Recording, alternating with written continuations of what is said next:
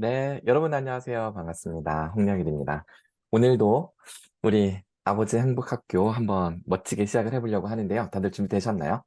식사는 다들 하셨나요? 저희 집은 방금 전에 저희 와이프가 저희 셋째 아이 오늘 이제 재활 치료 체육 수업이 있는 날이었어요.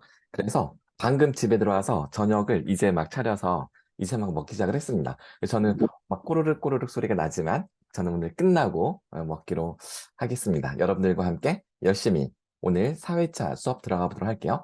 제가 화면을 공유하겠습니다. 오늘 준비한 슬라이드가 또 100장이 넘어가는데 네, 어디까지 진행이 될지 최대한 달려가 보도록 하겠습니다. 자, 지난주에 우리가 그 1회차, 2회차, 3회차까지 진행을 했고요. 근데 이때 건강 이슈를 많이 다루지를 못해서 오늘 건강 이슈를 조금 다루고 그리고 의사결정과 행복까지 넘어가도록 하겠습니다. 자, 원래 오늘 주제는 의사결정과 행복. 불확실성이 가득한 시대에 더 이상 통하지 않는 합리 모델에 대한 문제점을 한번 확인해보고 직관 모델이라는 새로운 의사결정 모델을 배워볼 건데요. 이게 제 강의가 항상 그렇지만 이 또한 오늘 여러분들께는 상당한 센세이션을 일으킬 수 있는 그런 주제가 될 거라고 저는 이제 확신을 합니다. 한번 진행해 볼까요? 자, 먼저 건강에 대한 중요한 이슈를 몇 가지 짚어보고 넘어가도록 하겠습니다. 이거는 이제 저희 이번 강의를 함께 준비하고 진행해 주시는 우리 권세혁 그 선생님께서 그 심혈을 기울여서 행복교과서의 원고를 작성을 해주셨던 바로 그 주제인데요. 저도 이 행복교과서 원고를 새로 작성하면서 야, 이 건강이라는 게 우리의 통념을 뒤집는 게 참 많구나. 자, 그중에 행복과 직결되는 몇 가지를 정리해 보도록 하겠습니다. 우리 그 서울대학교 철학과의 권세혁 선생님은 플라톤을 전공하는 선생님입니다. 플라톤으로 이제 논문을 지금 준비하고 계시는데요. 플라톤의 국가론에 나오는 한 대목. 우리가 그 자체로도 좋아하거니와 거기서 생기는 결과 때문에도 좋아하는 것. 그것이 있다. 그것은 바로 건강이다. 어, 지혜롭다. 이것도 마찬가지고요. 그리고 우리가 볼 수 있다는 것. 이것도 마찬가지인데 건강을 빼놓을 수 없다라는 거죠. 그 자체로도 좋은 것. 그 결과로 생기는 것도 좋은 것. 바로 건강. 자, 건강에 대한 오해와 진실. 예를 들어서 건강이 좋은 외모와 긍정적 인상이 그러니까 건강에 좋은 그러니까 이제 말이 꼬였어요. 건강이 외모와 긍정적 인상에 기여한다. 관련 근거가 없습니다. 요즘 아이들이 외모 지상주의에 많이 빠져 있어요. 인스타그램이라든지 아이돌 이런 것 때문에 상당히 고등학교 교실에서부터, 중학교부터 화장을 하는 것 같아요. 요즘 초등학교 5학년부터 한다는 이야기를 선생님들이 또 들려주시고 계시긴 하던데요. 하지만 화장하는 것 자체가 문제가 있다고 볼 수는 없는 것 같아요. 왜냐하면 아이들 방식으로 자신의 매력을 드러내기 위해서 뭔가 감각을 배워가는 과정이기 때문에 다만 그것이 자존감을 떨어뜨리는 문제가 생겼을 때만 문제가 되는 겁니다. 아이들이 어려서부터 막 엄마 화장품 가져다가 화장하고 막 이렇게 하는 게 아버님들은 많이 걱정을 많이 하시잖아요. 이것이 벌써부터 화장을 막 이러면서. 그런데 그것이 아이들의 자존감을 떨어뜨릴 때만 문제가 되는 거지. 그렇지 않다면 괜찮습니다. 오히려 적극적으로 지지해 주시는 것이 바람직할 수도 있다. 이렇게 이야기하는 그런 심리학자들도 꽤 많이 있습니다. 중요한 것은 건강과 외모, 인상 간의 그 비례관계가 뭐랄까요? 이 어떤 명확한 근거를 가지고 있지 않기 때문에 강박적으로 해서는 안 된다. 이런 이야기죠. 자, 그런데 건강은 행복과 상당히 직결되어 있는데 우리가 건강을 좀 소홀히 하는 경향이 있어요. 그리고 건강을 좀 미루는 경향이 있습니다. 성취가 먼저다. 이런 생각이죠. 그리고 또 마음 먹고 운동해야지. 그래서 자꾸 제대로 운동할 마음을 먹고 그러니까 제대로 운동을 해야 된다 이런 생각 때문에 원래 가볍게 시작해야 되는데 자꾸 미루는 거죠. 그 다음에 잠을 푹 자는 것은 게으른 것이다. 그래서 잠을 자꾸 안 자는 불면증에 시달리는 경향도 있습니다. 자, 이런 오해들을 뒤로 하고 우리 연구 결과 중요한 몇 가지를 확인해 보도록 하겠습니다. 먼저 이 그래프를 보여드릴게요. 삶에서 큰 사건을 겪기 전과 후의 행복도의 변화입니다. 자, 이 연구는 제가 이걸 왜 보여드리냐면 우리가 행복이라는 게 우리나라에서 유행하면서 중요한 오해가 하나 생겼습니다. 뭐냐면 예를 들어서 로또에 당첨되면 잠깐 행복해졌다가 다시 원위치로 돌아온다. 어떤 중요한 큰 사건, 교통사고가 일어나면 행복이 일시적으로 떨어지지만 결국은 원위치로 돌아온다. 그래서 뭐 일희일비할 필요 없다. 이런 이야기를 많이 합니다. 그게 상당히 일견 사실이긴 하지만 예외가 있습니다. 즉 실직, 장애, 중증장애 이거는 겪기 전의 행복으로 돌아오지 않는다라는 게 연구 결과입니다. 자, 근데 그것도 정도의 차이가 있는데요. 실업, 그러니까 이제 부모, 이게 아빠로서 가장이잖아요. 근데 이 실직됐을 때 그 행복감이 뚝 떨어집니다. 그 0이라고 하는 것이 실직된 그 시점을 생각하시면 되고요. 그리고 1년 후, 2년 후, 3년 후 이렇게 가는 겁니다. 보시면 실업은 약 1년 후면 어느 정도 이렇게 올라오긴 하지만 원래 직장 다니던 때만큼 행복감이 회복되지 않는다는 게 실제 연구 결과입니다. 이게 이제 직업을 갖고 있다는 게 되게 중요하다는 뜻이겠죠? 자, 근데 장애. 보시면 행복감이 떨어진 상태로 반등되는 것이 전혀 없습니다. 행복이 떨어진 상태로 쭉 지속되는 것을 볼 수 있습니다. 근데 여기서 재밌는 것은 행복이 뚝 떨어지는 시점이 바로 여기인데요. 그 전부터 전조 증상이 있다는 것을 볼 수가 있어요. 예를 들어서 실직 같은 경우도 약 2년 전부터 신호가 있는 거죠. 그래서 장애 같은 경우는 3년 전부터 신호가 있다는 것을 볼 수 있습니다. 자, 중증 장애도 마찬가지인데요. 지금 보시면 3년 전부터 신호가 있어서 뚝 떨어지죠. 그런데 회복되지 않는 것을 보여주고 있습니다. 이 얘기는 우리가 건강을 지키는 것이 얼마나 중요한가. 무엇보다도 건강이 먼저다. 예. 어떻게 보면 직장보다 건강이 먼저다. 이렇게 생각할 수도 있어요. 만약에 내가 실직당할 거냐, 건강을 지킬 거냐. 그러면 건강이 우선해야 된다는 걸 알 수 있습니다. 내가 직장을 지키려다가 건강을 잃게 되면 우리가 행복적인 측면에서 훨씬 더 불리하다라는 걸 보여주는 것이죠. 그러니까 이런 것들을 우리가 데이터를 알고 있는 것만으로도 내 삶의 우선순위를 어디에 두어야 될지 컨트롤할 때 중요한 참고 자료가 될 수 있다라는 겁니다. 자, 다들 이 파일은, 요 화면은 나중에 제가 파일도 제공해 드리긴 하겠지만 뭐 스마트폰 있으시다면 화면 캡처 한번 해 두시면 좋을 것 같아요. 정말 중요하고 우리의 흔한 통념, 행복은 제자리로 되돌아온다. 이것을 뒤집는 중요한 근거 자료입니다. 예를 들어서 가족 중에 누가 큰 문제가 생겼어요. 야, 생각을 바꿔봐. 긍정적으로 생각해. 그러면 병도 낫는다잖아. 뭐 이런 식의 이야기가 사실은 폭력이 될 수도 있는, 그게 쉽게 마음먹는 것으로 되지 않는다라는 걸 보여주는 중요한 근거라고 할 수가 있겠습니다. 자, 다들 잘 적으셨죠? 자, 그리고 운동은 조금씩 하는데 어느 정도 효과를 보냐면 WHO, 세계 건강기구에서 공식적으로 발표한 건데요. 여기 보시면 WHO 권장사항을 보세요.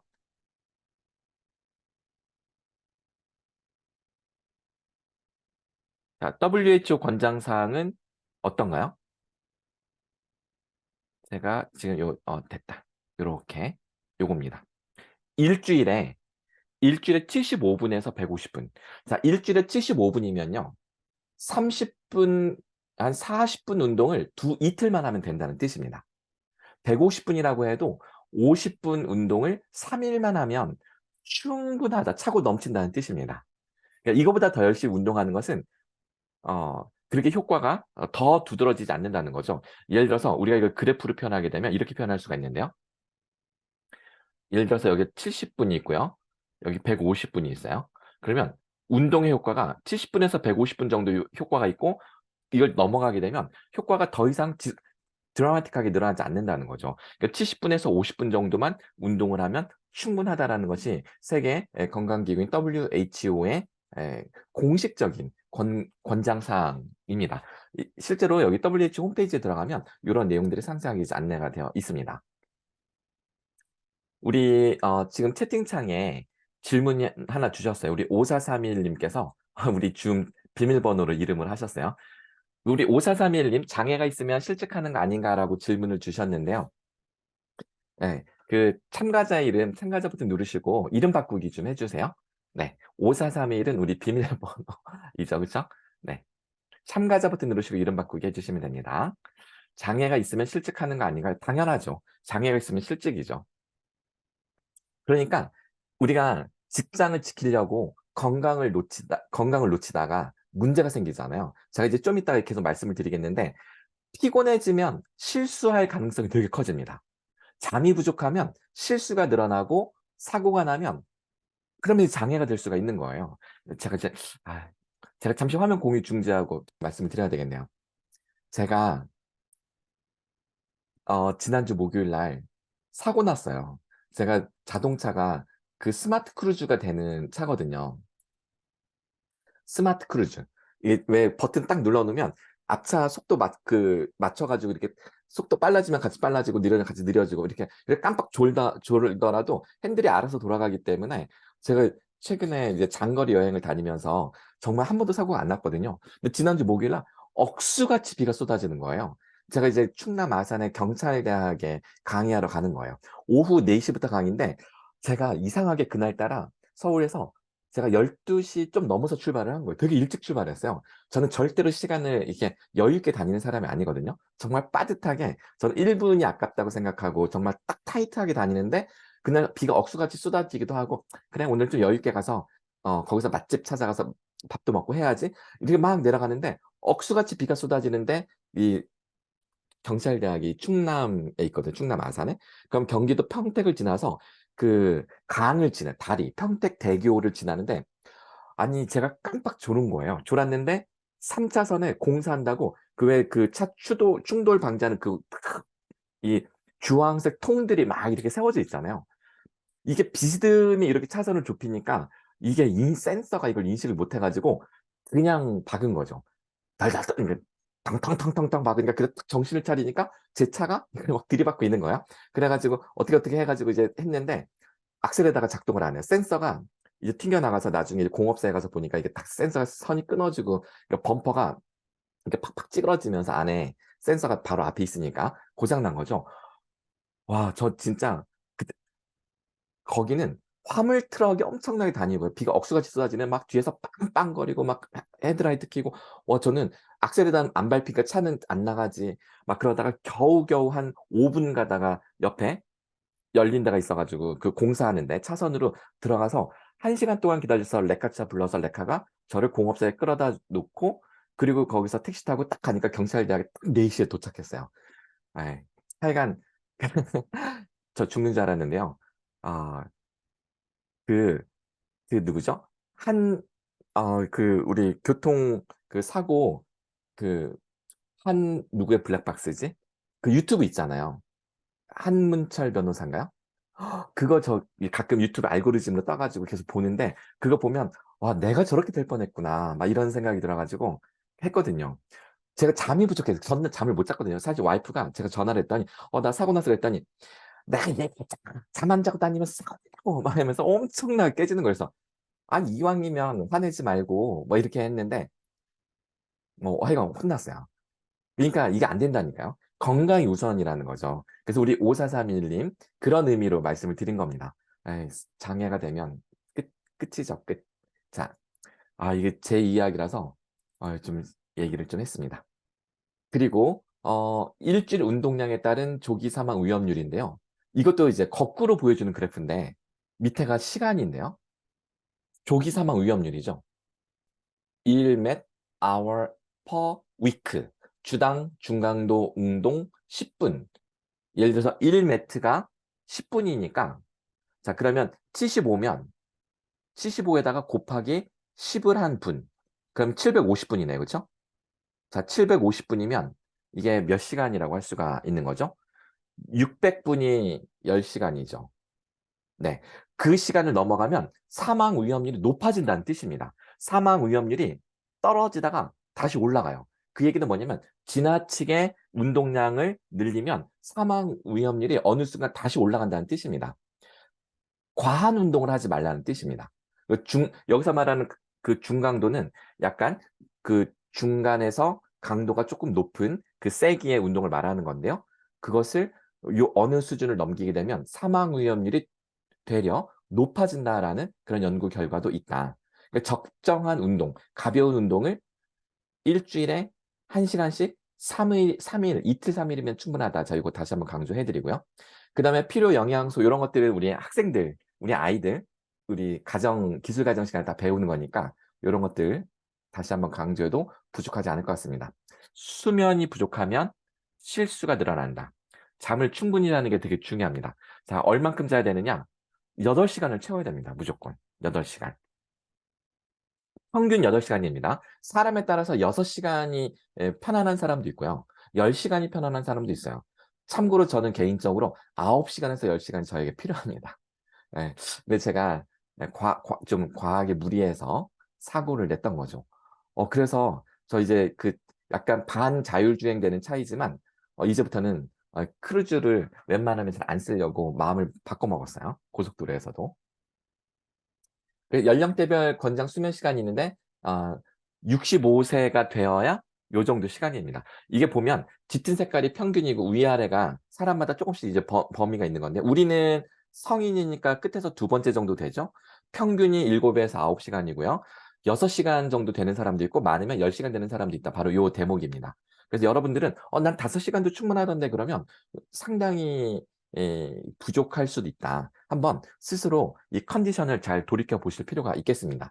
평균 수면 시간, 권장 수면 시간입니다. 우리 아이들도 얼마나 잠을 많이 자야 되는지 요 밑에 나이를 보세요. 아이들 잠을 많이 재워야 됩니다. 공부보다 더 중요한 게 건강이다. 건강하면 나중에 뭐라도 할 수 있지만, 그리고 저희 딸이 어저께 수능 보고요. 지난주 수능 보고 어저께 그 논술 시험 보고 있고 다음 주에도 논술 보고 요즘 하고 있는데, 맨날 우리 부모는 그 얘기 하거든요. 야, 건강이 중요해. 건강하면 나중에 공부는 나중에 다시 할 수 있어. 뭐 아니면 야, 요즘 공부해서 돈 버는 사람이 어디야? 공부하면 월급쟁이 되지만 이 아이디어나 뭔가 이 창업 뭐 이런 거에서 돈 버는 사람 억대 연봉 받는 사람들 많잖아요. 완전 지금 옛날 세상이 아니란 말이에요. 건강이 제일 중요합니다. 건강. 이걸 정말 강조해도 부족하지 않은 것 같아요. 자, 그래서 건강 습관 실천 5개명. 삶의 질을 높이는 건강을 관리하자. 적정 운동 시간은 하루 1시간씩 3일이면 충분하다. 만약 시간이 없으면 일상을 운동으로 만들자. 자, 여기서 일상을 운동으로 만들자. 요게 제가 우리 엘렌 랭어 교수의 마음챙김. 우리 오늘 그거 이제 소감 발표하는 시간 가져보기로 했는데, 그 엘렌 랭어 교수가 한 유명한 연구가 있어요. 호텔 청소하시는 그 객실 청소부들 있잖아요. 호텔에 있는 객실 청소부. 우리가 그 청소부들에게 당신이 이렇게 청소하는 것만으로 운동 효과가 있습니다라고 알려주었던 그룹과 그것을 알려주지 않은 그룹을 한 달 동안 관찰하고 건강의 변화를 측정했더니, 당신이 하는 이 객실 청소가 운동 효과가 있습니다라고 알려주었을 때 실제로 그 BMI 지수가 떨어지고 여러 가지 체질량이라든가 뭐 이런 모든 지수가 건강 지표가 좋아지는 것으로 나왔습니다. 그러니까 일상을 운동이라고 생각하는 것만으로도 효과가 있다. 그 이야기 아마 책 읽으신 분들은 보셨을 거예요. 그다음 필요한 영양소, 그다음에 잠. 정말 제가 여기서 제일 중요한 거 2가지 강조한다면 이렇게 되겠습니다. 충분히 자자. 그리고 운동은 조금씩이라도 자주 하자. 우리 박은영님께서 책 소개 이번 주에 해주시고 다음 주 발표 아닌가요? 라고 해주셨는데, 어, 네, 좋습니다. 뭐 계속 미뤄도 돼요. 어차피 우리가 6회차까지 가는 거니까 이 책을 너무 서두를 필요는 없을 것 같고, 혹시 오늘 발표하실 준비하신 분 있을까요? 채팅창에 한번 써보실래요? 나 오늘 마음챙김 발표 준비했다. 그러면 하죠. 뭐 이번 주도 하고 다음 주도 하고. 어쨌든 6회차 끝날 때까지 1분 발표를 하시면 무조건 기프티콘 쏩니다. 네. 제가 다른 데서 강의료 많이 버니까, 다른 데서 돈을 버니까 여기서는 무조건 환원한다는 생각으로 쏘겠습니다. 없나요? 혹시 준비되신 분 아직 없어요? 뭐 어쨌든 상황 봐가면서 보도록 하죠. 자, 계속합니다. 마음 챙김. 마음은 삶을 어디까지 바꿀 수 있을까? 이게 이제 소개해드린 하버드대 심리학과 엘렌 랭어 교수의 책이죠. 여기서 말하는 마음 챙김이라는 거는 얼마나 내 삶 자체에 감각적으로 깨어 있느냐라는 뜻입니다. 제가 여기 화면에 쓴다면, 마음 챙김의 뜻은 내 삶에 감각적으로 깨어 있느냐, 깨어 있는가. 예, 제가 지금 손으로 글씨를 써서 글씨가 조금 안 예쁘지만 네, 내가 얼마나 감각적으로 깨어있느냐 이 뜻입니다. 내가 많이 깨어있으면 깨어있을수록 내 삶은 확확 바뀐다. 이런 연구 결과를 소개하는 겁니다. 이 시계 거꾸로 돌리기 연구 사실은 제가 이것 때문에 읽어보시라고 한 거거든요. 이 건강과 연결지어서 시계 거꾸로 돌리기 연구가 이게 정말 이 하버드대 앨런 랭어 교수를 세계적인 스타 교수로 만든 아주 중요한 연구인데 그거를 제가 좀 이따가 아주대 김경일 교수님 유튜브 영상으로 소개해 드릴게요. 그리고 아까 호텔 객실 청소부 연구가 바로 이겁니다. 당신이 하는 청소는 운동 효과가 있다고 하는데요. 라고 알려주었더니 한 달 동안 건강 지표가 상당히 좋아졌다. 자, 이런 연구들 이 책에서 소개하고 있습니다. 뭐 이런 식의 여러 가지 얘기들이 있고요. 그리고 내가 감각에 깨어 있는 것만으로도 에너지가 생긴다. 뭐 이런 이야기예요. 자, 이렇게 쭉쭉 가서 바로 영상으로 한번 볼게요. 자, 마음을 놓치면 안 된다. 그러면 마음을 잡고 있다는 게 뭘까? 아주대학교 김경일 교수님이 나의 서재라는 프로그램에서 이 연구를 소개해 주는데 한 4분짜리 영상인데요. 우리 이 영상을 한번 다 같이 만나보시겠습니다. 대체 무슨 일이 벌어진 것일까? 나는 이 문제를 노인 집단 대상으로 계속 실험해 보기로 마음먹었다. 학생들과 나는 심리적인 시계를 되돌렸을 때 인간의 생리 상태에 어떤 효과가 나타나는지 알아보기 위해 훗날 시계 거꾸로 돌리기 연구라 불리는 실험을 고안했다. 이 실험에서 우리는 1959년의 세상을 재창조하여 피험자들에게 20년 더 젊은 나이로 살라고 요구할 작정이었다. 마음을 20년 전으로 되돌리면 몸에도 그 변화가 반영될까? 전 세계의 극찬을 받은 앨런 랭어의 시계 거꾸로 돌리기 연구에 서막이 올랐습니다. 1979년 이 연구를 위해 저자는 지역신문과 전단에 이런 광고를 내보냈죠. 광고의 내용은 무료한 일상을 탈출해서 활기찬 노년을 보내자는 것이었으며 총 기간은 6박 7일이었습니다. 지원 자격은 70대 후반에서 80대 초반에 해당하는 남성을 대상으로 했고 모든 경비는 무료로 진행됐죠. 면접을 거쳐 선발된 사람들은 당연히 서 있는 것조차도 힘들어 보이는 얼굴이 검버섯으로 가득한 노인들이었습니다. 이렇게 선발된 노인들은 앨런 랭어 교수 연구진이 1959년도로 거의 완벽하게 꾸며낸 시골 외딴 수도원에서 약 일주일을 보내게 된 거죠. 이들에게 부여된 규칙은 단 2가지였습니다. 첫째, 20년 전인 1959년이 마치 지금, 즉 현재인 것처럼 말하고 행동하는 것. 그저 단순한 연기가 아니라 실제 그 당시 본인의 모습으로 지내야 한다는 거죠. 정치, 사회, 스포츠 등을 현재 진행형으로 이야기해야 하고요. 매일 밤 1959년에 개봉한 영화와 뉴스 등이 실제로 TV에서 방송됐습니다. 노인들의 반응은 뭐 이런 거라면 얼마든지 할 수 있겠네. 할 일도 별로 없었는데 재밌겠네. 이렇게 꽤 긍정적이었습니다. 그리고 2번째 규칙이 있죠. 청소, 설거지 등 집안일을 직접 하는 것이었습니다. 왜냐면 20년 전인 1959년에 실제로 그렇게 직접 했을 테니까요. 여기에는 다소 반감을 보였다라고 나와 있습니다. 하지만 거부하면 퇴소해야 하기 때문에 어쩔 수 없이 이 참가 노인들은 느릿느릿 걸음을 떼면서 지팡이에 의지한 채 설거지를 하기도 하고 때로는 서로 도와가면서 빨래를 하기도 했죠. 그런데 노인들은 시간이 지나면서 이 일에도 슬슬 재미를 느끼기 시작한 걸로 관찰되기 시작합니다. 1959년 야구 잡지를 보며 2년 전인 1957년에 다저스가 브루클린에서 LA로 옮겼잖아 라고 자연스럽게 말하기도 하고요. 1959년 개봉작 마릴린 먼로 주연의 뜨거운 것이 좋아를 보면서 올해 영화 중 단연 최고야 라고 엄지손가락을 치켜 올리면서도 전혀 어색해하지 않게 됩니다. 자, 그리고 일주일 후 이 참가자들은 어떻게 변했을까요? 청력과 기억력이 향상되었다.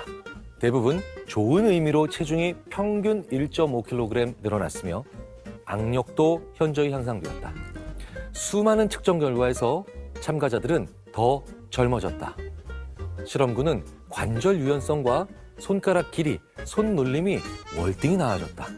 키, 몸무게, 걸음걸이, 자세도 좋아졌다. 시계를 거꾸로 돌려놓은 참가자들의 외모가 연구 이전보다 이후에 2살 이상 젊어 보인다고 말했다. 놀랍게도 참가자들의 신체 나이가 50대 수준으로 향상된 거죠. 이 연구는 이후 수십 년 동안 노화에 대한 시각뿐만 아니라 한계에 대한 저자 자신의 견해까지 바꾸어 놓게 됩니다. 어떻게 이런 일이 가능했던 걸까요? 저자는 이를 책에서 한 줄로 정리하고 있습니다. 우리의 발목을 잡는 것은 신체가 아니다. 신체적인 한계를 믿는 사고방식이다. 자, 여기까지입니다. 우리의 발목을 잡는 것은 신체가 아니라 신체적인 한계를 믿는 사고방식이다 라고 하는데, 여기서 이 사고방식, 우리가 마인드셋이라고 할 수가 있는데요. 이것이 맥락입니다. 여기서 말하는 맥락은 지금 내가 어디에 있는가, 내가 지금 어떤 환경, 어떤 맥락에 놓여져 있는가, 그렇게 우리가 표현할 때 쓰는 맥락입니다. 가령 와, 지금 가을이네? 와, 낙엽 떨어지는 거 봐. 그러면 내가 그런 맥락 속에 들어있는 거죠. 내가 어떤 맥락 속에 있다라고 생각하느냐가 나의 신체 나이를 결정지을 수 있다라고 하는 상당히 충격적인 연구 결과입니다. 그러니까 나이는, 그러니까 우리가 이 늙는다는 거는 나이를 먹음으로써 필연적인 결과가 아니라 우리는 그 나이대에 맞는 늙어지는 현상을 필연적으로 겪는다라는 믿음 때문에 늙는다라는 이야기였던 거죠. 근데 사실 생각해 보면 제가 화면 중지하고요. 저는 대학에서 이제 강의하니까 맨날 이제 20대 학생들하고만 만나잖아요. 그리고 특히 초중고등학교 강연도 가끔 나가기도 하고, 그리고 무엇보다도 저는 이제 우리 큰애가 어, 작년에 자퇴를 해서 집에서 공부하면서 수능을 봤단 말이에요. 둘째는 올해 1학년 서울대 엄청 많이 보내는 자유형 사립고등학교 자사고에 들어갔다가 중간고사 끝나고 자퇴해버렸어요. 고 1인데 얘 또 집에서 또 공부한단 말이죠. 그러니까 애들하고 되게 자주 많이 보낸단 말이에요. 그 무엇보다도 저희 셋째, 우리 윤재, 어, 데리고 이제 일주일에 한 번 정도는 이렇게 산책을 가거나 하면서 같이 한 두세 시간을 이렇게 보내고 나면 그냥 저의 맥락 자체가 아이들 맥락하고 딱 이렇게 일치가 되잖아요. 그러면 마치 제가 어렸을 때 그 나이 또래에 제가 막 이렇게 빨빨거리고 돌아다니던 그런 느낌인 거죠. 그러니까 사람들이 보면 잠깐 우리 박은영 선생님, 박은영 어머님께서 사모님 힘드시게 두 녀석이 자퇴했으니 그니까요. 그것만 있나요? 학원비가 배보다 배꼽이 더 크니까 저는 저대로 더 이제 해야 되고 막 이런 게 있죠. 어, 어쨌든 아이들하고 보내니까 약간 좀 젊어지는 것 같아요. 네. 그 동안이라는 소리를 엄청 많이 듣습니다. 뭐 이런 식의 이야기, 맥락이 중요하다. 그리고 그 맥락, 내가 어떤 맥락을 상상하고 그것을 현재처럼 인식하느냐가 나의 건강을 얼마든지 젊게 만들어버릴 수가 있다는 이야기죠. 그러니까 나이를 잊어버리는 게 맞는 것 같아요. 나이를 잊어버리고 내가 지금 50이다. 그러면 마치 30살 때 내가 자주 머무르던 곳에 자주 가서 마치 내가 30살인 것처럼 행동하는 거죠. 그리고 그 당시 듣던 옛날 팝송 같은 거 듣는 거, 저는 이제 운전할 때 올드 팝송 듣는 거 되게 좋아하거든요. 그러면 고등학교 때 저희 영어 선생님이 올드 팝송으로 영어 공부 막 시키셨거든요. 그러면 맞아. 내가 고등학교 때 이랬지 하면서 그 고등학교 쫙 그 생각, 그때로 돌아가서 운전하는 그 1시간 동안 그냥, 그냥 딱 고등학생이 되는 거예요. 막 이런 느낌? 네. 정신승리라고 해도 좋을 것 같아요. 정신승리가 필요합니다. 네. 자, 영상 하나 더 보여드릴게요. 제가 서울대학교 A 플러스 누가 받는가 연구의 핵심 연구자였습니다. 근데 이게 EBS에서 와, 이 연구 대박이다. 그래서 서울대학교 A 플러스 조건이라는 다큐 프라임을 만들었는데 거기에서 엘렌 랭어 교수가 등장해서 재밌는 실험을 하나 소개합니다. 그 이제 어떤 실험이냐면 정답 아닌 정해진 답만을 강요하는 한국 교육에 던지는 의문. 이미 정해진 답만이 바른 답이고 출제자의 의도와 다른 답은 모두 틀린 답이라 배우며 덜 생각하는 법을 훈련하는 학생을 우리가 끊임없이 만나는 시험에는 학생 스스로의 생각이 끼어들 틈이 없다. 이것은 연필입니다. 라고 할 때와 이것은 연필일 수도 있습니다. 라고 할 때 학생들의 태도가 전혀 달라진다는 놀라운 하버드대 앨런 랭어 교수의 실험을 소개해 드리겠습니다. 이게 뭐냐면 이것은 연필입니다. 요거는 정답을 알려주는 거예요. 정답. 이것은 연필입니다. 정답을 알려주는 거고요. 이거는 연필일 수도 있습니다. 이거는 정답을 알려주는 게 아니라 가능성만 띄워놓는 거고 판단은 학생이 하는 거죠. 영상 한번 보실까요? 아마 상당히 놀라실 수 있습니다. 잘 보세요.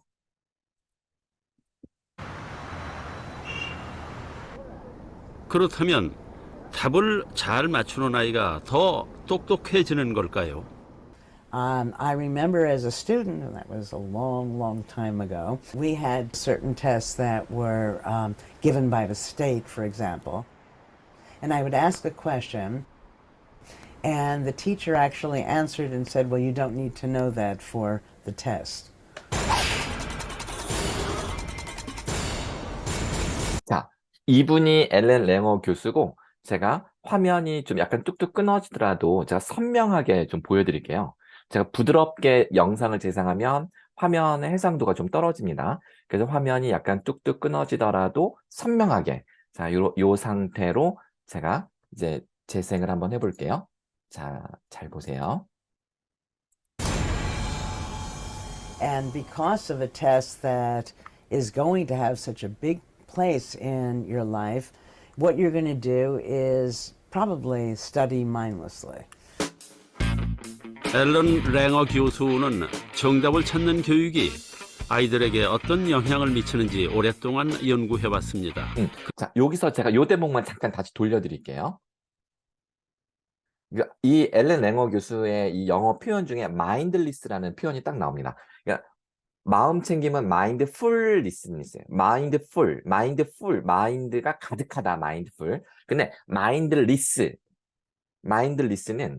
제가 여기 화면에 잠깐 써드리면 왜냐면 이 개념이 사실은 핵심이라서 제가 설명을 드리는데 mindless 이렇게 될 이 단어와 mindful. 자, mindful은 맥락적으로 감각적으로 예민한 상태, 감각이 깨어있는 상태를 말하고요. mindless는 신경 쓰지 않는 상태, 방심하는 상태. 그러니까 뭔가 우리가 회사에서 일할 때요. 아무 생각 없이 일할 때 이게 mindless. 학생들에게 정답을 알려주면 학생들은 mindless 상태가 된다. 방심하는 상태가 된다. 이것을 증명한 실험입니다. 그래서 mindless 상태가 된다는 표현을 쓰거든요. 한번 잘 들어보세요. And because of a test that is going to have such a big place in your life, what you're going to do is probably study mindlessly. 자, mindless라고. 앨런 랭어 교수는 정답을 찾는 교육이 아이들에게 어떤 영향을 미치는지 오랫동안 연구해왔습니다. 그러다가 흥미로운 실험을 하나 고안했죠. 먼저 펜과 텀블러, 강아지 장난감과 카메라 부품 등 4가지 물건을 준비합니다. 이 물건들을 마케팅 동아리 대학생 24명에게 보여줍니다.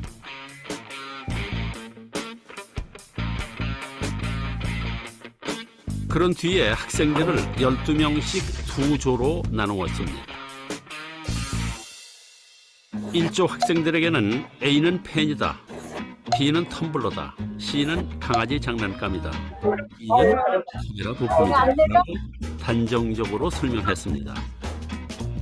반면 2조 학생들에게는 A는 펜일 수도 있다, B는 텀블러일 수도 있다, C는 강아지 장난감일 수도 있다, D는 카메라 부품일 수도 있다 라고 여지를 두어 설명했죠.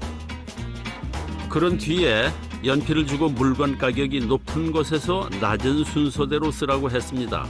물론 소비자 행동 조사라는 이유를 달고 말이죠.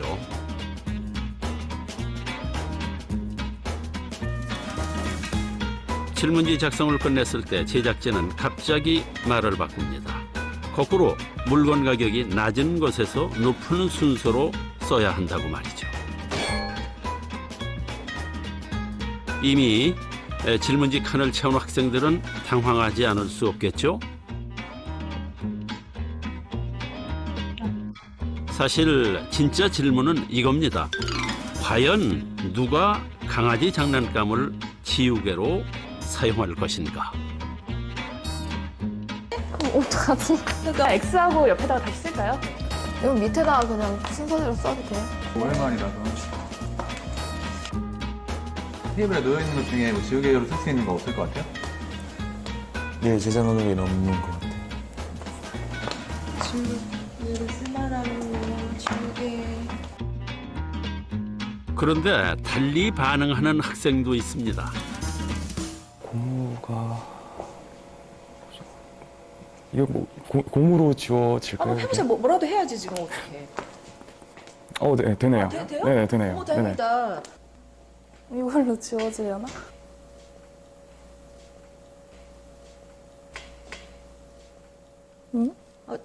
어때요? 뭐 지워져요? 네. 아 지워져요?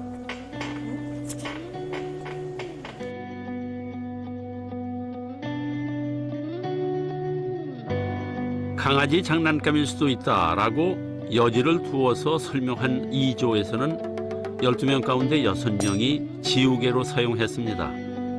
반면 강아지 장난감이다라고 단정적으로 설명한 1조에서는 12명 가운데 1명만 지우개로 사용했습니다.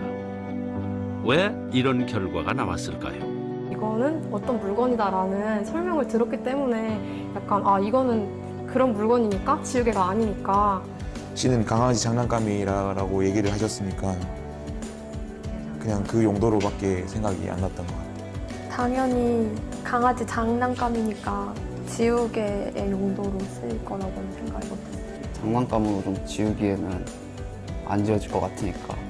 A는 펜이다, B는 텀블러고 이렇게 정의가 확실하게 내려져 있잖아요. 그러니까 지우개라는 생각을 애초에 못하죠. 이거 가지고 지우개라고 여기다 써놨으면 전 이걸로 지웠겠죠. 이 실험은 하나의 답을 정해놓으면 더 이상 생각을 확장하기 어렵다는 것을 보여줍니다. 이것이 바로 정답의 역설입니다.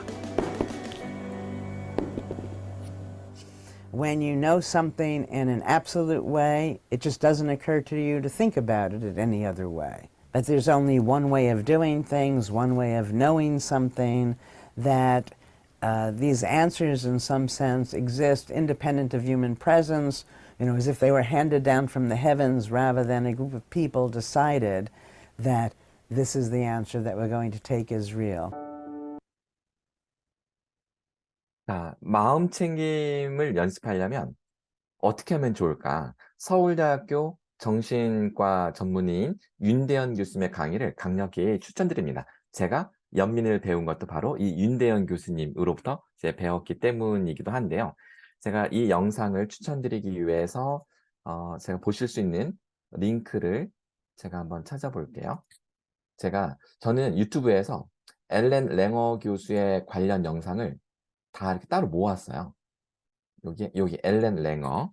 자, 이렇게 들어가면 이제 관련 영상들을 제가 이렇게 다 해놨습니다. 그래서 언제든지 운전할 때도 듣고 합니다. 이 중에 윤대현 교수님, 투자이신 워렌 버핏도 실천하는 마음 챙김, 스킬 3가지라고 되어 있는데 제가 이 링크를 공유 버튼 누르고 복사, 그리고 나서 우리 채팅창에 올려드릴게요. 네, 제가 지금 채팅창에 올려드렸습니다. 그리고 요거는 그대로 우리 단톡방에도 제가 올려드릴 수 있도록 해볼게요. 여기 단톡방에도 똑같이 이렇게 올려드렸습니다.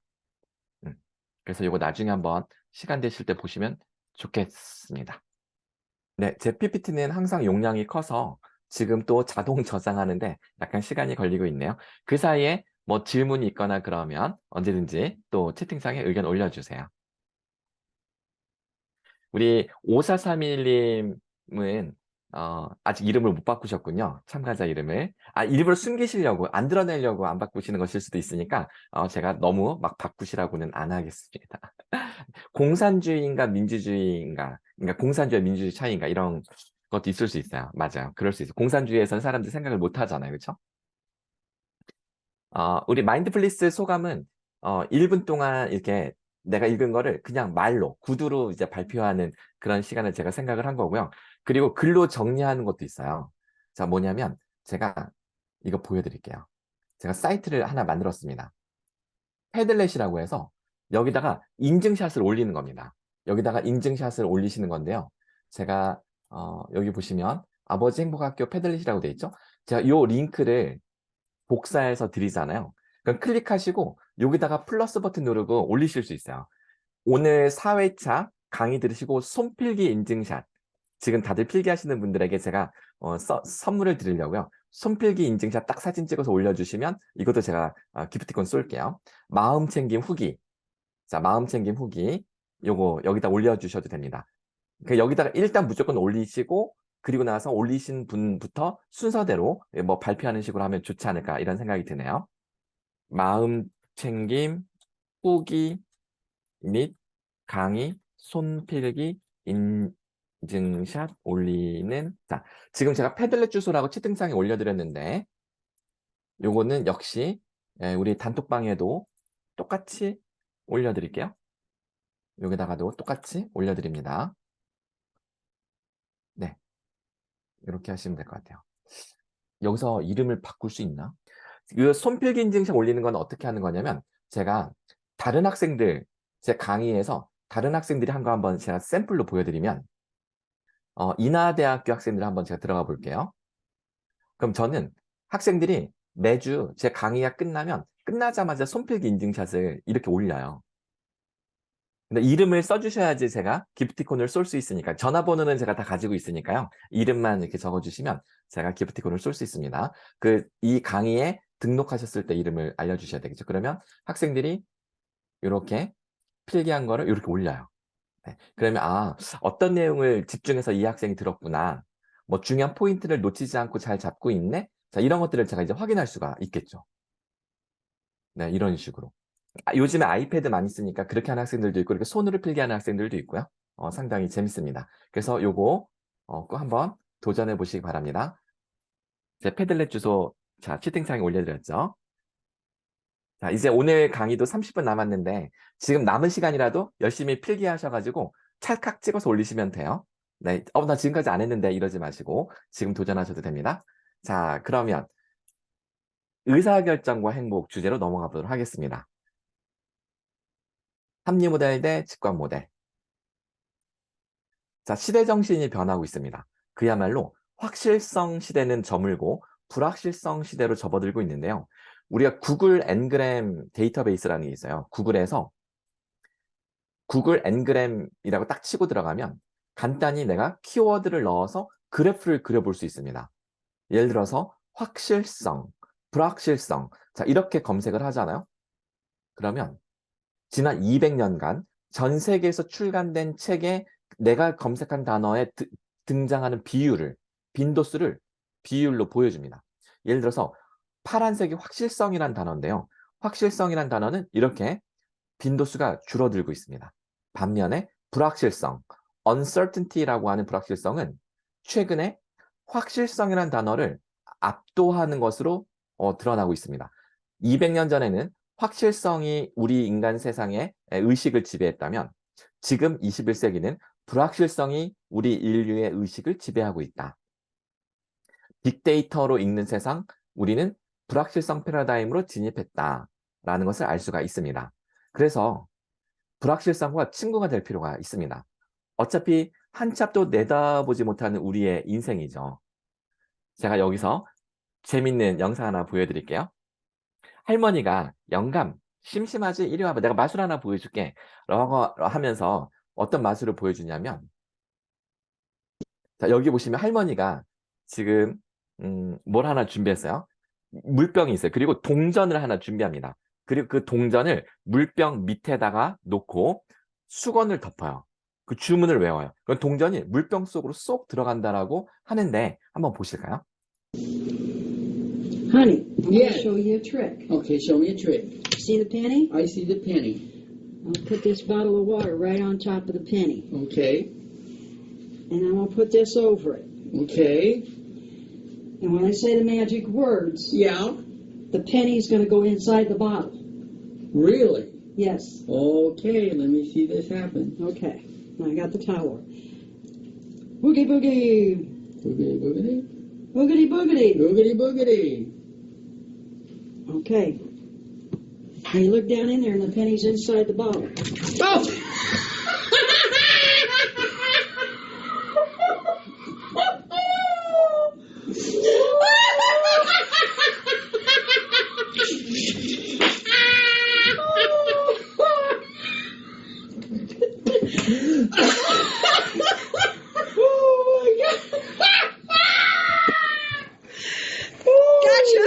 네. 이 영상을 보여드리면 많은 분들이 이제 빵 터지시죠. 그러면서 영상을 달라고 하시는 분들도 가끔 있더라고요. 나 이거 집에서 꼭 해보겠다고. 근데 오늘 혹시 지금 배우자님하고 같이 안 들으시고 혼자 보신 분들은 꼭 배우자에게 꼭 한번 시도해 보시기 바랍니다. 어떤 일이 벌어질까요? 배우자에게 시도한다면. 물병을 집어던질 것 같죠. 여기 할아버지는 되게 행복해 하셨잖아요. 근데 왜 우리 한국 사람들은 이런 장난을 치면 물병을 오히려 막 집어던지면서 화를 낼까요? 주먹이 날라올지도 모릅니다. 그것은 바로 불확실성을 견딜 수 있는 내공이 없기 때문입니다. 이 불확실성을 견딜 수 있는 내공을 우리 아이들에게 그리고 부모인 나에게 길러줄 필요가 있겠다. 한치 앞을 내다볼 수 없는 이 불확실성 가득한 세상에 이 내공이 없으면 그야말로 이 자체가 스트레스가 되고 암을 유발하게 되는 것이죠. 자, 제가 질문을 드릴 테니까 한번 답변해 보실까요? 아이들이 학교에서 신기한 물건을 발견하고 쌤, 선생님 저 이거 해봐도 돼요? 아니면 집에서 신기한 물건이 택배로 왔는데 엄마 나 이거 해봐도 돼? 라고 했을 때 그래 물론이지 근데 왜? 이렇게 할 수도 있고요. 왜 안 되겠어? 마음대로 해. 그래 그러렴. 이럴 수도 있습니다. 자, why 라고 물어볼 거냐? why not? 이라고 물어볼 거냐? 이거를 여러분들이라면 어떻게 하시나요? 여러분의 자제분이 여러분들의 자녀가 아빠, 엄마 나 이거 좀 해봐도 될까? 그랬을 때 그래? 근데 왜? 이렇게 이유를 물어보세요. 아니면 그래? 이렇게 하세요. 1번, 2번. 우리 안태영님 2번 써주셨는데 다른 분들도 한번 써볼까요? 자, 나 1번이다, 2번이다. 우리 아들이 나한테 허락을 구할 때 자, 몇 번으로 반응하시나요? 1번, 2번. 2번이 많네요. 1번도 있는데 지금 2번이 약간 더 많아요. 아니다. 1번이 조금씩 더 올라오네요. 오, 비슷비슷하다. 1번이 맞네. 자, 부모들은 어떻게 반응하는지 제가 실제 조사한 걸 보여드릴게요. 학부모님들은 대부분 why를 물어본다는, 여기서 말하는 학부모는 엄마들입니다. 아빠들은 대부분 안 물어봐요, 사실은. 아빠들은 흔쾌히 why not? 이래버립니다. 근데 엄마들은 why를 많이 물어본대요. 왜? 박영웅님 3번. 학생들 중에 절대 안 돼! 이것도 있어요. 역시. 자, 어쨌든 엄마들에게 물어봤어요. 궁금하세요? 그랬더니, 아니요. 교육적이어서 why라고 그냥 물어봐요. 이게 영혼 없이 물어본다는 거죠. 선생님들도 물어봤더니 why라고 물어본대요. 그래서 선생님들도 궁금하세요? 그랬더니, 아니요. 불안해서 혹시라도 사고 칠까봐 그냥 확인차 물어보는 거죠. 라고 하시더라고요. 하지만 학생들은 why not? 이 이야기를 들었을 때 행복하다고 합니다. 자, why라는 질문과 why not은 근본적으로 다릅니다. 본질이 달라요. why는 시간적으로 과거를 바라보게 만들고 why not? 이것은 미래를 바라보게 만듭니다. 자, 질문 하나 드려볼까요? 학생들에게 why라고 했을 때 그래, 괜찮긴 한데 이걸로 뭐 하려고? 물어보면 아이들은 솔직하게 말할까요? 거짓말을 할까요? 그래, 그래 해봐. 근데 뭐 하려고? 그럼 아이들은 솔직하게 말할까요? 거짓말을 할까요? 아이들은 100% 거짓말을 합니다. 에이, 우리 애는 솔직하게 말할걸요? 라고 믿으실 수 있는데요. 아이들이 처음 보는 물건을 가지고 신기해서 해보려고 하는데 엄마가 그래? 근데 뭐 하려고 그러면 아이들은 자신이 지금까지 살아오면서 엄마가 요렇게 말하면 허락해 줄 것이다라고 하는 그 경험으로부터 급조하죠. 합리화를 해버립니다. 이 말하면 엄마가 허락해 줄 거야. 근데 아이는 그것을 스스로 진실이라고 믿어요. 난 이게 솔직한 거지. 왜냐면 자기가 생각한 걸 그대로 말한 거니까. 하지만 정작 그 아이가 그 물건을 집어들고 가서 뭘 하는지 관찰해 보면 전혀 다른 걸 하고 있다는 거죠. 그러니까 양심적으로 자기가 합리화를 해서 둘러댈 수는 있어요. 근데 그것이 실제로 그 아이가 하는 행동으로 연결되느냐? 아니라는 거죠. 그래서 이제 거짓말이라고 하는 겁니다. 근데 why not? 이래 버리잖아요. 그러면 우와, 대박. 진짜? 이거 허락해 주는 거야? 안 궁금해? 내가 뭐 하려고 하는지 아빠는 안 궁금해? 아빠는 너 믿으니까. 그러면 역시 우리 아빠 최고야 하고서 가가지고 자신의 무한한 상상의 세계를 펼치더라라는 거죠. Why not? 낭만 닌자님, 됐어. 이거는 평소에 아빠답지 않았기 때문에 나타나는 반응이겠죠. 아이폰 쓰시는 분, 안드로이드 폰 쓰시는 분 다들 무슨 폰 쓰시나요? 채팅창에 한번 써볼까요? 나는 아이폰이다, 안드로이드다. 자, 올려주세요. 아이폰, 안드로이드. 다들 무슨 폰 쓰시나요? 요즘 20대 청년들은요, 20대 여성들은 남자가 안드로이드 폰 쓰면 안 사귄대요. 아이폰을 쓰는지 이걸 먼저 본대요. 사귀기 위해서 먼저 조건이 아이폰인지를 본다고 하더라고요. 근데 지금 우리 공윤경님 빼고는 다 안드로이드 폰을 쓰시는군요. 네. 곽동영님, 아마 20대로 돌아간다면 절대로 연애할 수 없는 분들. 네. 농담이고요. 그러니까 우리 박은영님, 8살 딸도 아이폰 사달라고. 네. 자, 이 질문에서 다들 안드로이드를 많이 선택하셨는데, 그 안드로이드는 어느 회사 건가요? 구글입니다. 구글. 그래서 삼성 갤럭시 이거 사면 구글이 깔려 있잖아요. 기본적으로. 물론 내가 그 화면을 바꿀 수 있긴 한데 기본적으로 구글이 깔려 있어요. 왜냐면 안드로이드는 구글 거니까. 근데 사실 안드로이드라는 거는 OS입니다. 우리가 컴퓨터의 윈도우가 OS잖아요. 맥북에서는 맥 OS가 돌아가고 우리가 이제 일반 컴퓨터는 윈도우스라는 OS가 돌아갑니다. 운영 시스템이라고 하는데 스마트폰에는 모바일 OS가 있는데 안드로이드도 일종의 OS예요. 근데 이 개발자들이 2004년도에 대한민국 삼성전자를 찾아왔어요. 왜 삼성전자를 찾아왔냐면 자기네 이 천재적인 소프트웨어 개발자들입니다. 우리가 스마트폰에서 컴퓨터처럼 돌아가는 OS를 세계 최초로 만들었어요.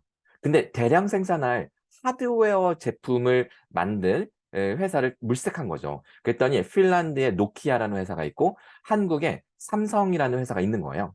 근데 이들이 보니까 삼성이 제일 이 실력이 좋아 보이는 거죠. 한국에 온 겁니다. 그래서 이제 브리핑을 했어요. 삼성전자 임원단 앞에서. 그런데 발표가 끝나고 그 임원 중에 한 사람이 이렇게 말합니다. 뭐라고 말하냐면 청년이 아주 용기도 있고 대단한 걸 만드신 것 같군요. 근데 그쪽은 연구자가 8명 있다고 했는데 우리는 한 15,000명 있는데 뭐 이러면서 약간 콧방귀 끼는 투로 말을 하더라는 거예요. 그래서 얼마나 이 마음이 상처를 입었겠어요? 그럼 또 이런 얘기를 하더랍니다. 근데 자, 그러니까 예를 들어 제가 화면 잠시 멈추고 얘기할게요. 이렇게 말을 하더래요. 그러니까 그 당시는 애니콜이죠. 애니콜 폴더 이렇게 딱 접었다 피는 애니콜인데 이걸 딱 피고서 근데 이 스마트폰에 화면이 있어서 화면을 보고 인터넷을 한다고요? 근데 이걸 길거리를 걸어가면서 인터넷을 한다고요? 이게 글씨가 조금만 이게 보일까? 되게 불편할 것 같은데 일단 아이디어는 좋아 보이는데 우리는 검증되지 않은 것에 투자를 할 수 있는 여력은 없습니다. 라고 하더라는 거죠. 검증되지 않아서 투자할 수 없다. 그래서 그 개발자 앤드류 루빈 이 친구는 삼성전자를 나와서 구글로 찾아갑니다. 그래서 구글에서는 그 당시 검색 엔진, 그 당시 스타트업이 아주 작은 회사였는데요. 어서 옵시오 하고서 바로 환영하고 갤럭시가 안드로이드가 구글게 돼버린 거죠. 만약 이 당시에 삼성전자가 이 안드로이드 OS를 받아들이고 투자했더라면 전 세계 안드로이드 시장은 대한민국 삼성전자가 가졌을 것이죠. 근데 그 기회를 놓쳤던 겁니다. 왜? 검증되지 않은 아이디어라는 이유만으로. 누구도 가보지 않은 길이니까 삼성전자는 투자할 판단을 내릴 수가 없었던 거죠. Why라는 답이 없는 거예요. Why, 이유에 대한 답이 없으니까 투자를 안 한다. 이것이 합리 모델. 합리 모델은 지식을 추구합니다. 하지만 why not? 이것은 지혜를 추구합니다. 지식을 추구하는 사람들은 교수나 연구원이 되긴 딱 좋아요. 하지만 월급쟁이를 면하기 쉽지 않습니다. 그러나 why not? 지혜를 추구하는 아이들은 일머리가 발달해서 건물주가 될 수 있습니다. 내 아이를 월급쟁이로 만들 거냐? 건물주로 만들 거냐? 월급쟁이로 키우시려면 why라는 질문을 계속 하시고 월급쟁이 만들려면 근데 건물주를 만들어주고 싶다. 그러면 why not? 네 인생은 네가 사는 거지. 도전해봐. 이렇게 해야 되겠죠. 챗GPT. 제가 마지막 주에는 챗GPT로 생산성 향상하기라는 주제를 해볼 건데 그때 이 why not? 이라는 마인드셋이 필요합니다. 노벨상이 주목한 인간의 본성. 왜 행복한 사람들은 똑똑하지 않을까? 합리 모델, 합리적 마인드셋을 가지고 있는 사람들의 특징을 보여드리겠습니다. 한 연구팀은 버지니아 대학의 신입생들에게 5가지 포스터 중에 하나를 고르게 했습니다. 이 포스터가 다 이 소장각, 요즘 아이들 말로 이제 소장각이라고 하죠. 그냥 어떤 걸 선택해도요, 소장 가치가 있다라고 하죠. 소장각. 요즘 아이들 말로 소장각, 소장 가치가 있다. 근데 하나만 공짜로 가져가는 겁니다. 자, 그런데 실험을 어떻게 했냐면 그룹을 둘로 나눴어요. 자, 두 그룹을 나누어서 첫 번째 그룹은 곰곰이 생각하시고요. 왜 그걸 골랐는지 저희한테 말씀해 주시고 가져가시면 됩니다. 자, A그룹은 왜 그걸 골랐는지 이유를 설명하고 가져가게 했습니다. 자, 두 번째 B그룹에게는 뭐 아무거나 가져가세요 라고 했습니다. 그냥 알아서 그냥 뭐 느낌 오는 거 가져가세요. 이래버린 거예요. 자, 그리고 나서 2주가 지난 뒤에 만족도 조사를 했습니다. 안녕하세요. 저희 2주 전에 저희 포스터 하나 이제 가져가셨잖아요. 그거 어때요? 좀 만족하시나요? 라고 이제 조사를 한 겁니다. 자, 만족도가 높았던 그룹은 A그룹이었을까요? B그룹이었을까요? A 아니면 B. 자, 골라주세요. 채팅창에 일제히 올려주시기 바랍니다. 자, 만족도가 높았던 그룹은 A그룹이었을까? B그룹이었을까? 자, 지금 A, B, A, B, B, A, B. 완전히,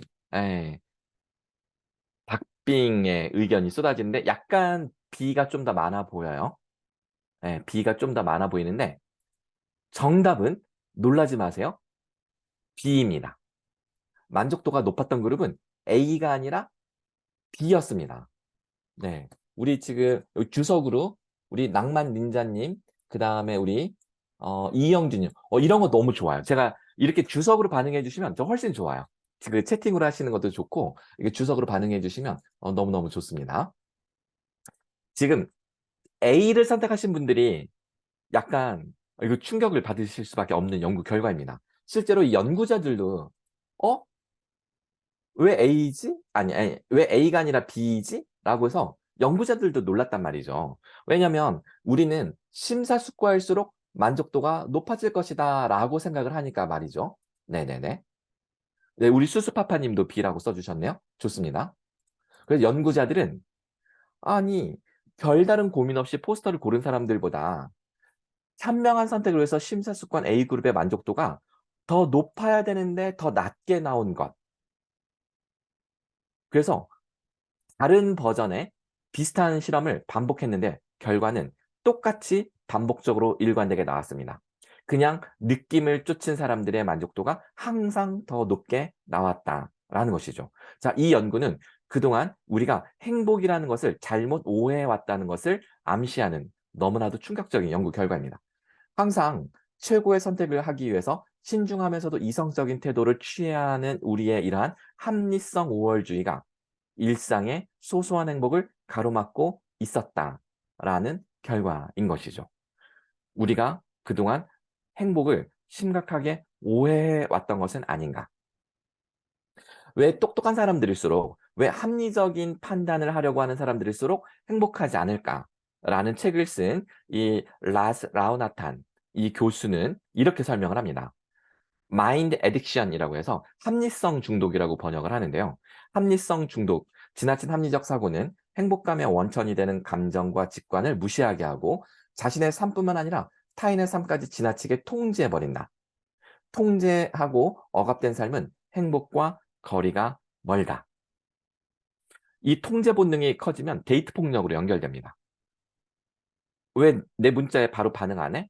그 시간에 뭐 했어? 그러니까 이 데이트 상대를 끊임없이 통제해야지 안심이 되는 것. 이것이 바로 합리성 중독에서 오는 습관이라는 것이죠. 그리고 이 합리성 중독은 우리가 지난주에 살펴보았던 공감에 대한 강박으로 연결됩니다. 그리고 재능이 아니라 노력을 강조하는 것으로 연결이 됩니다. 이 부작용이 모두 여기서 연결이 되어 나온다라는 것이죠. 합리성 중독. 모든 것은 예측 가능해야 되고 설명 가능해야 되고, 아니 원인 없는 결과가 어딨어? 모든 건 원인이 있지. 이유가 뭐야? 이유를 말해봐. 라고 하면 우리는 의식이 과거에 갇힌다는 것이죠. 자, 그러면 여러분들이 이해를 하셨는지 간단한 퀴즈를 내겠습니다. 자, 여기 두 가지 초콜릿이 있습니다. A는 평소 내가 즐겨 먹는 값싼 하지만 양이 많은 초콜릿이고요. B는 작지만 비싼 브랜드 초콜릿입니다. 둘 중에 어떤 게 더 맛있을까요? 정답은 A도 아니고 B도 아니고 정답은 바로 그때그때 달라요입니다. 어느 날은 짜장면이 땡기고 어느 날은 짬뽕이 땡기고 어느 날은 족발이 땡기고 어느 날은 닭발이 땡기고 막 이런 거 있잖아요. 네. 어느 때는 산에 가고 싶은데 어느 때는 바다에 가고 싶고. 당신을 행복하게 할 가장 달콤한 초콜릿을 고르는 방법. 그것은 바로 때로는 이유 없이 그냥 끌리는 대로 선택하는 것이다. 그래서 낭만 닌자님은 떠나고 싶을 때 떠나는 게 답이 아닌가. 네. 그리고 갔다 와서 된통 깨지는 거죠, 뭐. 하지만 내가 행복해지면 그만인걸. 뭐 이런 생각을 가끔은 해도 되지 않을까. 이런 생각을 해봅니다. 자,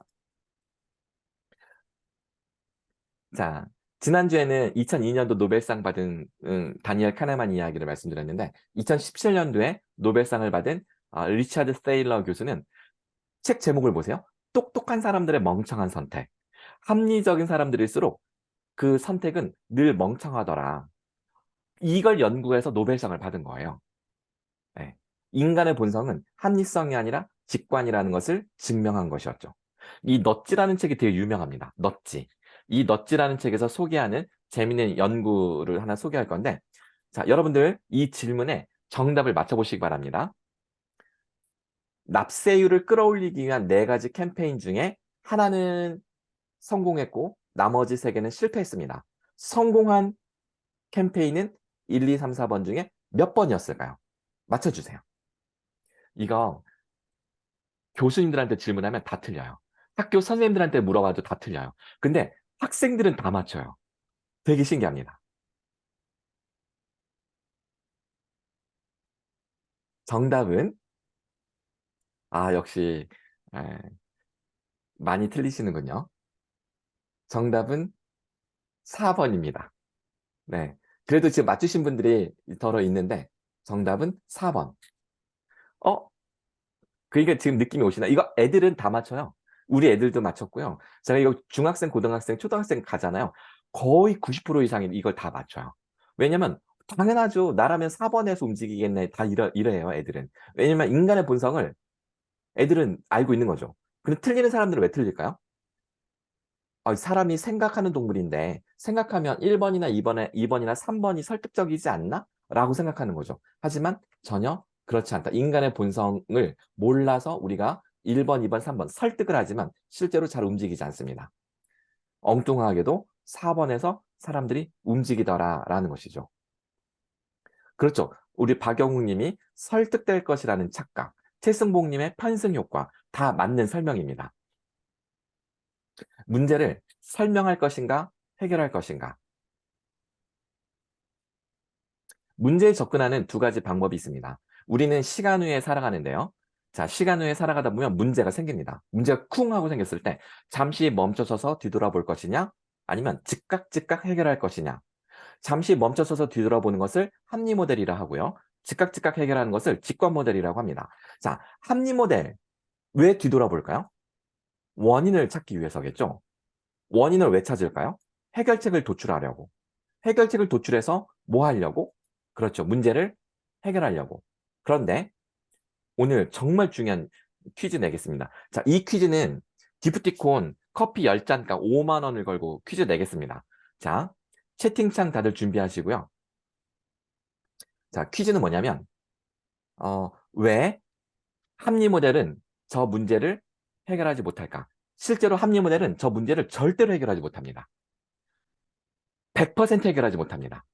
왜 그럴까요? 그 이유를 맞춰주세요. 합리 모델이 저 문제를 해결하지 못하는 이유는 무엇일까를 맞춰주시는 겁니다. 제가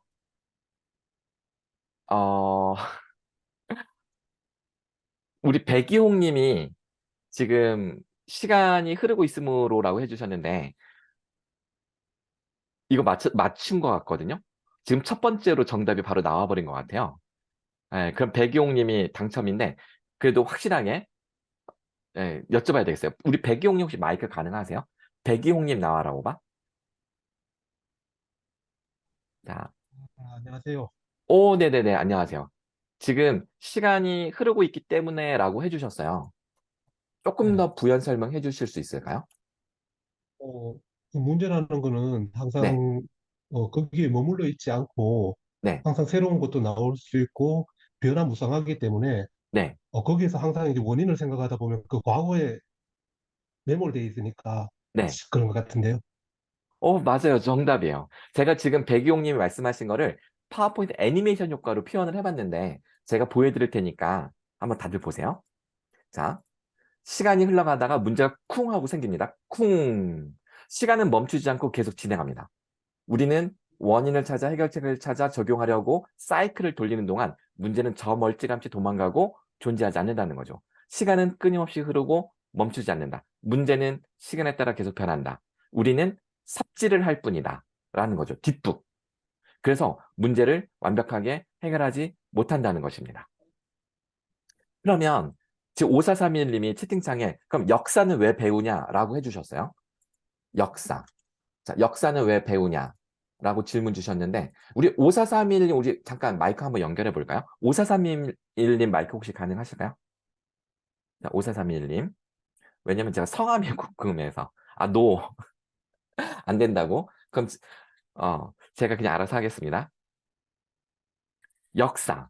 역사는 궁금해서 하는 겁니다. 과거에 어땠는지. 그리고 그 유발 하라리, 호모 데우스, 사피엔스라는 책을 쓴 유발 하라리는 역사를 배우는 이유는 과거 중에 우리가 다시는 절대로 반복해서 안 될 과오를 확인하고 그 과오를 반복하지 않기 위해서 역사를 배우는 것이다. 이렇게 설명합니다. 우리가 과거를 잊은 자에게 미래가 없다. 뭐 단재 신채호 선생님이 하신 말씀이라고 알려져 있는데 근거는 없어요. 출처는 없는데 어쨌든 과거를 통해서 우리가 미래를 준비한다라는 말은 요즘 역사학자들은 뻥이라고 합니다. 뻥. 유발 하라리 똑같은 말을 하는데요. 인류의 미래는 절대 과거에 경험한 적이 없는 항상 새로운 미래에 우리는 직면한다. 그래서 과거를 배우는 것은 미래를 준비하는데 전혀 도움되지 않는다. 이거 최근 역사학자들이 이미 내린 결론입니다.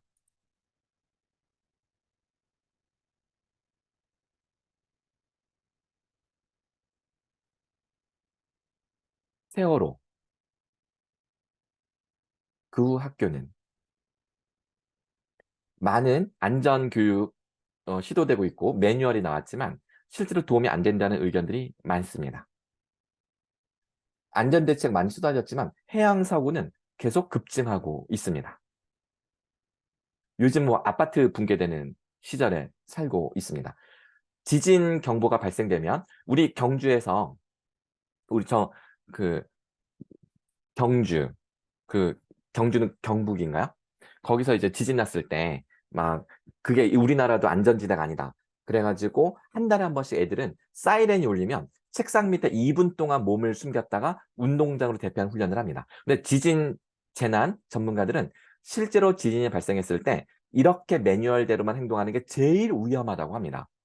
왜냐하면 모든 지진은 케이스 바이 케이스, 상황에 따라 다르기 때문이죠. 그래서 우리에게는 매뉴얼보다 더 중요한 것이 직관이라는 이야기를 합니다. 실제로 세월호 때 해경은 매뉴얼 훈련을 되게 열심히 했어요. 3일 동안 했습니다. 이때가 언제냐면 2014년 4월 1일부터 3일입니다. 인천해경은 3일 동안 해상종합훈련을 실시했다. 매뉴얼에 따라 기동항해술 연습, 해상 인명구조. 그래서 이 사람이 물에 빠졌다 그러면 신속하게 달려가서 물에 빠지는 사람을 건져내는 훈련까지 다 했습니다. 그리고 며칠 후에 4월 16일 날 진도 앞바다에 세월호가 침몰 중이라는 소식을 듣고 신속하게 달려와서 물에 빠진 학생들을 모두 건져내는데 성공했습니다. 훈련한 대로 물에 빠진 학생들을 건져내는데 성공했습니다. 그런데 이 해경 정장은 감옥살이를 하게 됩니다. 아니, 평소 훈련한 대로 매뉴얼대로 빈틈없이 미션을 완수했는데 왜 감옥살이를 했을까요? 그것은 바로 이것 때문이죠. 눈앞에 거대한 배가 침몰하는데 속수무책이었기 때문입니다. 그때 이런 말을 합니다. 우리는 이것을 대비한 훈련을 해본 적이 없고 어떻게 해야 될지 지식이 없고 그래서 우리는 방법도 없고 장비도 없습니다. 방법을 모릅니다. 이렇게 인터뷰를 한 거예요. 하지만 정말 방법이 없을까요? 영국에서 세월호보다 4배 무거운 거대한 화물선 침몰할 때 영국의 경비정은 코를 들이받고 버팁니다. 승무원들이 탈출할 시간을 이 승선 인원들이 탈출할 시간을 벌어주는 거죠. 이게 이제 실제로 뉴스에 보도돼서 세계적인 토픽이 됐었는데요. Grounded in the Solent will now not take place tomorrow. The salvage team working on the Hogue Osaka now say the car carrier has taken on more water than first thought. The discovery means they won't have enough time to refloat the ship before. 영국은 사이렌 울리면서 구급차가 이렇게 달려가거나 한밤중에 또는 구조 헬기가 막 이렇게 해도요. 민원 신고가 전혀 발생하지 않는다고 합니다. 그런 나라예요. 근데 우리나라는 새벽에 사이렌 울리면서 가면 왜 새벽에 사이렌 울리냐, 잠설쳤다 이런 걸 민원하는 나라죠. 여기 보시면 우리나라 해경들은 왜 영국 경비정과 달리 자꾸 뒤로 도망갔느냐라고 하니까 첫째, 위험해서, 둘째, 위험해서, 셋째, 위험해서 충분히 합리적 이유를 가지고 있었습니다. 합리적인 이유는 이를 해결하는 쪽으로 접근하지 못하고 왜 일을 해결할 수 없는지 그 이유를 해명하는 쪽으로 합리성은 작동하게 되어 있기 때문이죠. 그래서 우리가 어떤 질문을 던지느냐에 따라서 우리의 행동의 방향이 결정이 됩니다. 자, 이런 질문, 304명을 왜 구하지 못했을까? 이거는 우리 5천만 국민이 누구나 다 던져본 질문이죠. 그런데 혹시 아버님들 중에 이런 질문 던지신 분 있을까요? 세월호에서 생존자는 몇 명이었을까요? 이거 채팅창에 한번 써보세요. 화면에 주석이 써보세요. 우리 생존자는 몇 명이었을까요? 채팅이나 여기다 한번 써보세요. 생존자. 우리 희생자를 떠올리는 건 너무 마음이 아프니까 우리 희생자는 좀 내려놓고 생존자를 한번 생각해 봅시다. 생존자가 몇 명이었을까요? 자, 우리 생존자가 몇 명이었을까요?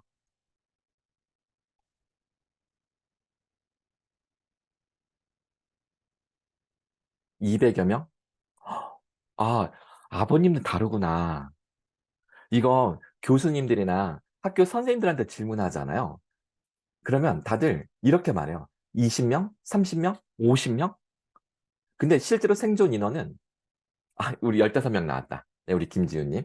476명이 타고 있었기 때문에 생존자는 172명입니다. 그래서 권지영 님도 10몇 명으로 알고 계시죠? 지금 잘못 알고 계시는 분들이 엄청나게 많아요. 실제로는 172명. 지금 우리 권지영 님이나 김지윤 님은 뭐야? 생각보다 되게 많네? 자, 근데 진짜 제가 드리는 질문은 이겁니다. 생존자들은 어떻게 살아나왔을까요? 이거 아시는 분. 이거 혹시 물어보신 적이 있거나 아니면 생존자가 어떻게 살아나왔다더라. 이런 이야기를 들어본 적 있는 분들 혹시 계신가요? 그렇죠. 탈출을 했는데 당연히 탈출했으니까 나왔죠. 근데 어떻게 탈출했냐는 거죠. 어떻게 탈출했느냐. 이정희님 혹시 들어보신 적 있으세요? 낭만닌자님 시키는 대로 안 했기 때문에. 우리 아들이 그러더라고요. 야, 아들, 너 세월호 때 생존자가 몇 명인지 알아? 그랬더니 모르는데요. 170명이야. 아, 네. 너 근데 생존자들 어떻게 살았는지 알아? 우리 아들이 지금 이제 5학년 때 얘기거든요. 아니, 모르는데요? 너 생존자들 어떻게 살아났는지 이야기하는 거 들어본 적 있어? 예, 들어본 적 있어요. 누가 그런 얘기 하든? 담임 선생님이요. 뭘 하시는데? 말 안 듣는 애들이 살아나왔대요. 아, 그래? 그래서 앞으로 말 듣지 말라고 하시든? 아니요. 말을 더 잘 들어야 된대요. 그러니까 그 엄청난 우리 아이들의 사랑하는 아이들의 희생을 치르고도 우리는 배운 게 하나도 없는 거죠. 그래서 저는 생존자들의 이야기를 연구했습니다. 그 이야기를 다음 시간에 이어서 풀어가 보도록 할 건데요. 그 이야기가 이렇게 쭉쭉쭉 나와요. 네. 근데 아마 우리가 그동안 희생한 아이들, 우리 사랑하는 아이들에 대한 안타까움과 우리가 애도의 시간을 보내느라고 생존의 문제를 우리가 많이 놓쳤던 것 같아요.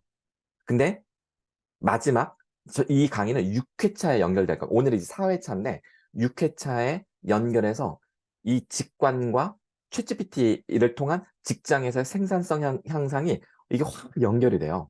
아마 되게 충격이 되실 겁니다. 이거는 아마 우리나라에서 홍영일 박사의 독보적인 강의일 것이고 아마 여러분들한테 큰 도움이 될 거라고 제가 확신을 하는데 그렇게 이어가도록 할게요. 오늘은 여기까지입니다. 마인드플리스 패들렛에 많이 올려주시고 그걸 바탕으로 다다음 주에 6회차 때 2주가 더 벌어졌어요. 시간이.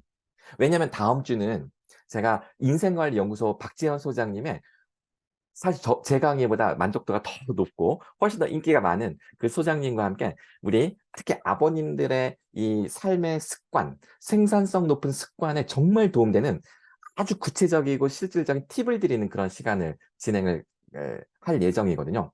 아마 6회차 중에 제일 만족도 높은 주가 될 거라고 기대가 되는 주예요. 그렇게 하고 제 강의는 6회차에 넘겨서 진행을 하도록 하겠습니다. 자, 그리고 마지막으로 다시 한번 리마인드. 패들렛에 후기 올려주시면 벌써 올라왔어요. 황광성님. 네, 이렇게 올라오면 기프티콘 쏩니다. 네, 벌써 올라왔어요. 좋습니다. 이런 식으로. 이거는 지금 텍스트로 올려주셨는데 손필기 인증샷은 지금 필기하신 거 뭐라도 좋으니까 찍어서 올리시면 됩니다. 고생 많으셨습니다. 네, 아쉬움을 가득 안고 여기서 마치도록 하겠습니다. 제 강의는 어떻게 지금 할까 생각 중인데 유튜브에 비공개로 올려서 링크 있는 사람만 볼 수 있도록 제가 문자 메시지로 쫙 뿌릴 예정이고요. 단톡방에도 올려드릴 거고 뭐 이렇게 여러 가지 방식으로 그렇게 하도록 하겠습니다. 유튜브에는 안 나오죠. 네, 왜냐면 이거는 그 경남교육청에서 약간 되게 비싼 돈으로 이거 유료 강의예요. 여러분들에게 경남교육청이 무료로 지금 서비스를 하지만 이거를 아무에게나 오픈할 수 있는 그런 강의는 아닙니다. 다만 신청하신 여러분들의 지인들에게는 얼마든지 당연히 공유하셔도 됩니다. 자, 시간 끌면 아쉬움이 지루함이 될 수 있으니까 끝내겠습니다. 문자 메시지로 공지해드리겠습니다. 준비되는 대로 걱정하지 마시고 단톡방 아직 못 들어오신 분들은 들어오세요. 네, 좋습니다. 박수 감사합니다. 자, 그럼 종료하겠습니다. 자, 단톡방에도 오늘 수강 후기 쭈루룩 올려주세요. 네.